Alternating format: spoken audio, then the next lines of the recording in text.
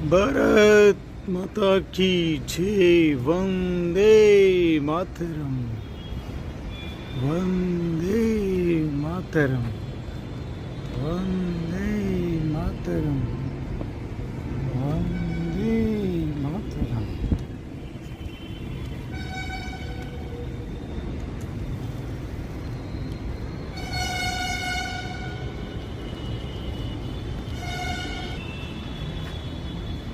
స్వతంత్ర దినోత్సవ శుభాకాంక్షలు యావత్ భారతదేశ ప్రజలందరికీ తెలియజేస్తున్నాను.